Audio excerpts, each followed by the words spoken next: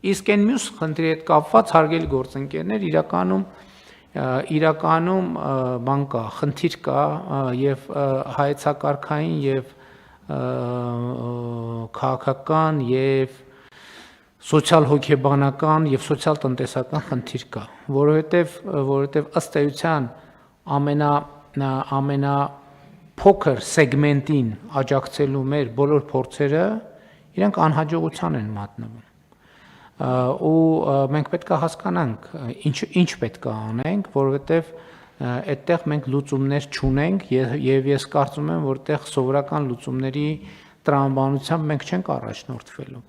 Ընդ որում այս փակուղին զգացվում է եւ զգացվում է շատ տեղերում,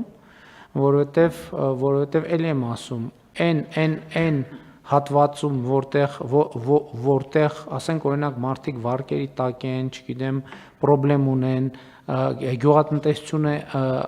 էֆեկտ չի բերում, այդ հատվածում մենք տասնյակ որոշումներ ենք կայացրել, բայց այդ տասնյակ որոշումները չեն աշխատում։ Այդ թվում այն պատճառով գուցե որ ի սկզբանե չէին կարող աշխատել, որովհետև դրա տակ տնտեսական հիմնավորում չկա, այսինքն տնտեսական մոտիվացիա չկա։ Եվ այստեղ մենք պետք է հասկանանք, որ խնդիր ունենք, ճգնաժամ ունենք, պետք է հասկանանք, թե ինչ կարող ենք անել։ Ընդհանուր մենք մյուս հատվածներն ենք քննարկում, այդտեղ պետք է գնալ, գուցե պետք է գնալ շատ բարդ եւ ռադիկալ լուծումների։ Մենք պետք է արձանագրենք ուղղակի նախորդ նիստում էլ ըստ էության դրա մասին խոսացինք, որ 3 տեղում 4-5-7 կիլոմետրական հեռավորության գտնվող անջրդի հողերում հողեր ունեցող մարդիկ ուղղակի գյուղատնտեսությամբ պետք է չզբաղվեն, որովհետև հնարավոր չի այդ բանաձևով գյուղատնտեսությամբ զբաղվել, բայց այդ մարդիկ ինչով զբաղվեն։ Եվ այստեղ հարց է առաջանում, որ մենք պետք է որոշակի ծրագրեր մշակենք, այդ թվում վերապատրաստումների կամ չգիտեմ այլ գործունեության խթանման, որպեսզի նաև հնարավորություն ունենանք այդ հողերը կոնսոլիդացնել եւ նաև դրանց համար նկատմամբ տնտեսական հետաքրքրություն ձևավորել։ Ես էլի ուզում եմ վերադառնամ այդ բանին, դուք էլի նշեցիք, էլի նշում ենք ամեն անգամ գյուղատնտեսական բան կոոպերատիվներ, բայց դա էլի գնանք խնդրենք աղաչենք, ես չգիտեմ ինչ, հաջորդ լուծումը կարող է դա լինել տեսականորեն, որ գյուղացիները իրանք հասկանալով, որ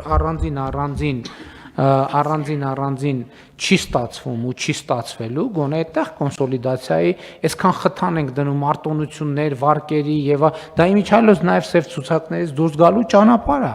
որտեւ եթե անհատը սև ցուցակում է եւ չի կարողանում ստանա, երբ որ ինքը ձևավորի գյուղատնտեսական կոոպերատիվ 100 հոգով, այդ գյուղատնտեսական կոոպերատիվը սկսելու է 0-ից։ Բայց այստեղ խնդիր կա, որը էլի սոցիալ-հոգեբանական ոլորտի խնդիր է, 100 հոգին պետք է կարողանան ընտրել կառավարիչ, վճարել այդ կառավարչին, որ ինքը այդ իրանց հողերը միավորի եւ դարձնի շահութաբեր։ Եթե սա չեն անելու, մենք պետք է ուղիղ ասենք, Ժորժ ջան, չի ստացվելու տեղ ոչ մի բան, մի հեկտարանոց հողում չի ստացվելու ոչ մի բան։ Այսինքն եւ դա մեր 7-ամյա պրակտիկան ցույց է տալիս, որ արտոնություն տվել ենք, են արել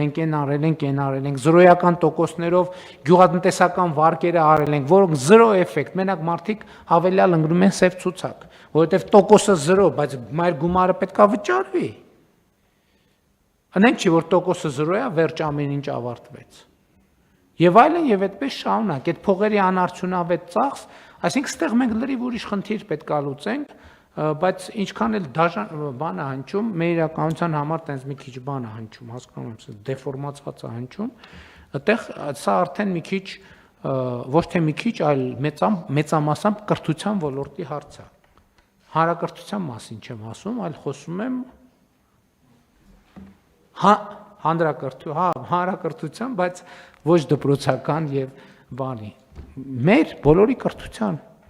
չի ստացվելու այդտեղ։ Ինչ ուզում եք արեք։ Ուզում եք եկեք բան անենք, որոշենք, որ այդ բոլոր հողատերերին անհատույց տարին, չգիտեմ, 3 միլիոն դրամ ենք տալու։ Ոչ մի բան չի փոխվելու այդտեղ։ Բացարձակապես ոչ մի բան։ Համեցեք։ Պարոն վարչապետ, նաև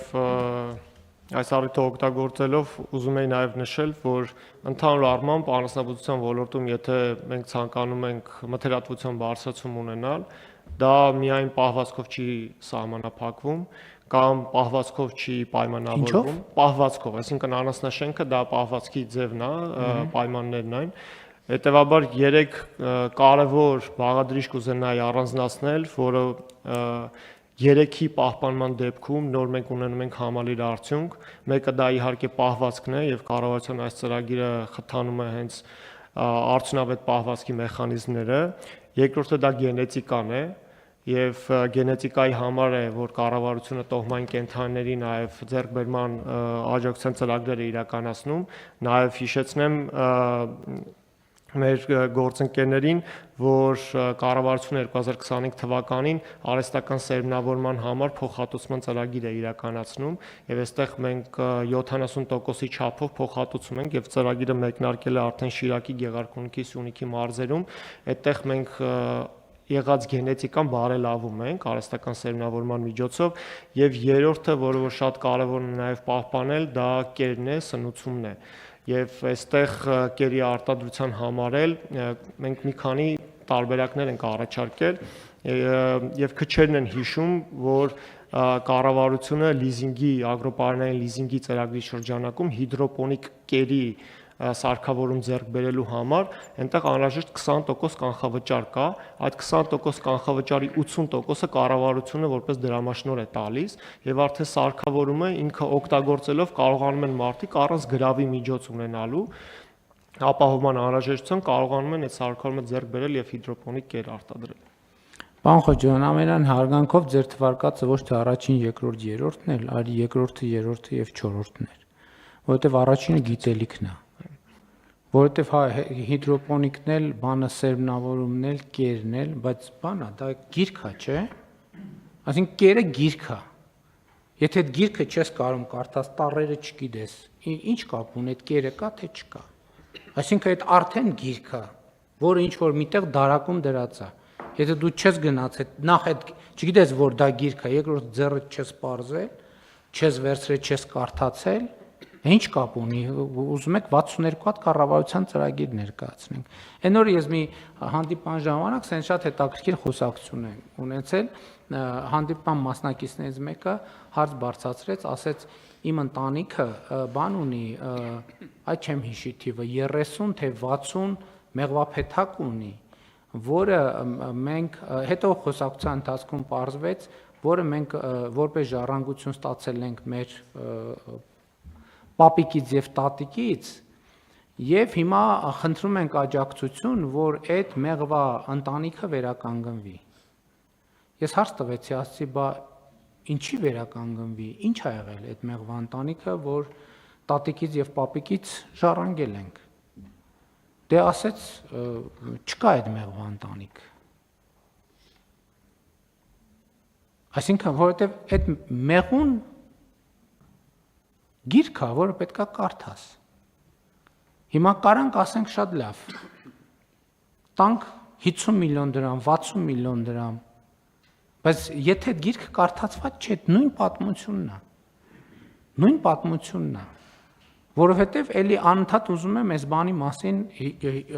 որովհետև սա շատ կարևոր նաև քաղաքական քննարկում է, որովհետև հիմա շատ են նաև խոսում նրա մասին, որ մենք 2018 թվականին այս բանի խեղճ մարդու, բանի անճար մարդու եւ այլն պաշտպան էինք ընկալվում, հիմա չենք ընկալվում որպես այդպիսին։ Սրա մեջ ինչ որ չափով ճշմարտություն կա եւ այս մեր ծրագրերի էվոլյուցիան դրա մասին է բանանում, վկայում։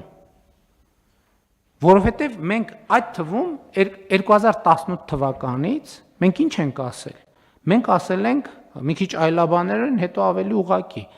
որ ասել ենք, որ աղքատությունը հաղթարվում է մենակ աշխատանքով։ Աշխատանքը բերում է աղքատության հաղթարման, եթե արդյունավետ աշխատանքը։ Որտեւ եթե աշխատանքը արդյունավետ չի, գիտելիքա հենք չի, Ինքը աշխատանքը մոտավորապես պատկերացրեք, այդ նույնն է, թե բան է անում։ Մեքենան բանի մեջ է, չէ, բանի մեջ է, ցեխի մեջ է, որ ընկնում, կամ պարտադիր չի, ձունի մեջ, ցեխի մեջ եւ այլն։ Հա, չեմ կարող այդ բառը գտնեմ, հայերեն մոտ տեղապտույտ, բայց հիմա ասում ենք, այս մեքենայի ստից դուրս գալու ձևը աշխատանքն է։ Շարժիչը միլիոնի տակ աշխատում է։ Բայց չի առաջ գնում եւ արդյունքում այդ շարժիչը մատորը խփելու է։ Սրա մասին է խոսքը։ Որովհետև եթե այդ աշխատանքը գիտելիքի վրա ինքը զարգացում չունի, հա, ասում եմ, այսօր խնդրեմ կա։ Ես ինքս եմ ինձ մեկ հարց տալիս, այսքան շատ որ կրթության մասին խոսում ենք եւ այլն, ես ասում եմ մարդիկ կասեն, այս ինչ են, մարդիկ հաց չունեն, սրանք եկել են ինչի մասին են խոսում։ Բայց էլի գոնե մենք, ես անձամբ եւ համոզված եմ բոլորս, մեր փորձը ունեցել ենք։ Այսօր էլ ամենօրյա ռեժիմով դրա հետ ես ամեն օր իմ նամակագրությունը կարդում եմ, մի մասն է վերահասցեագրում եմ ձեզ։ Ամեն օր դրա հետ ես առնչվում եմ։ Մարդը հաց չունի։ Սոված է, մենք բայց կարեկից ենք, չենք կարող բան չանել, չարձագանքել։ Մենք իհարկե աջակցում ենք, որ այդ մարդը հաց ունենա։ Բայց հաջորդ օրը պարզում ենք, որ ինքը էլի հաց չունի։ Էլի կարեկից ենք, պետք է մի բան անենք, որ հաց ունենա, ունի հացը։ Հաջորդ օրն ենք հետաքրքրվում։ Բա ինչ եղավ իր հետ։ Ինքը էլի հաց չունի։ Բա մենք կարեկից ենք։ Պետք է հաց տանք իրեն, երրորդ օրն էլ ենք տալիս։ Չորրորդ օրը հետաքրքրվում ենք, բա լավ, ինչ, հետո ինչ եղավ։ Չորրորդ օրն էլ հաց չունի, հինգերորդ օրն էլ, 10-րդ օրն էլ, մի տարի հետո էլ, 5 տարի հետո էլ։ Ինչն է սրա վերջը։ Սրա վերջը պետք է գտնվի, սրա վերջն է նա, որ պետք է մենք կարողանանք մարդկանց աջակցել, որ իրենք գիտելիքահենք, մարդը ինքը իրենով պետք է զբաղվի, ուրիշ տարբերակ չկա։ Ուրիշ տարբերակ պարզապես չկա։ Եվ երբ որ ասում եմ աղքատությունը մեր մտքում է, մեր գլխում է, այս նկատի ունեմ նաև։ Չի լինում ուրիշ կերպ։ Չի լինելու ուրիշ կերպ։ Մենք ինչքան մարդուն օգնում ենք, այնքան իր սև ցուցակում գտնվելը ավելի սևանում է։ Եվ սա է խնդրեմը, եւ այս խնդրեմը, եւ այս որ մենք բան ենք անում, սկսում ենք, ասում ենք 3000 մետրից սկսում ենք, հետո 3000 մետրը դասում ենք 6000, որովհետև 3000 մետրի դեպքում ծրագիրը 0 է, ոչ մեկ հետաքրքրված չի։ 6000-ը 12000, 12-ը 24000, 24-ը 48, 48-ը 96, ու ստացվում է, որ մենք խոշորի պաշտպանն ենք, բայց իրականում մենք աշխատողի պաշտպանն ենք, որովհետև հակառակ դեպքում էդ էլ կա։ Լավ, մի օր տվինք, հաց 2 օր տվինք, հաց 3 օր տվինք, հաց 4-րդ օր, 5-րդ, 10-րդ, այդ ում փողով ենք այդ հացը տալիս։ Ում։ Այդ գումարը, որը պետական բյուջեն կամ թեկուզ պետական բյուջեն վաստակում է, որով մենք հաց չունեցողին պետք է հաց տանք, այդ գումարը ձևավորվում է աշխատողի հաշվին։ Եվ հետևաբար մենք պետք է աջակցենք աշխատողին, իսկ չաշխատողին պետք է քաջալերենք, որ նա աշխատի։ Իսկ աշխատել կարող է միայն կրթության միջոցով։ Չմոռանաք հավանել տեսանյութը եւ բաժանորդագրվել Civic AM-ի YouTube-յան էջին։